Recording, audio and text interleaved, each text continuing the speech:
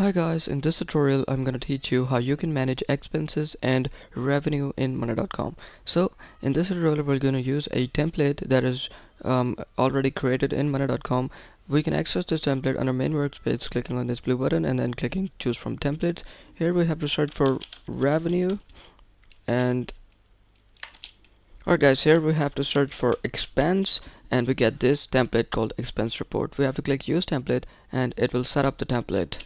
Alright guys, once the template is set up, as you can see, it has created a expense report board for us, and we can manage our expense for different months like January, February, March, and you can add new group for new months like April, May, whatever. So here you can see you can add your items, you can add your total amount, which is revenue. You can manage your revenue, and you can manage your expenses. You can manage expense type, payment method, current status, approver, and basically you can use this template to manage your expenses and revenue in monday.com.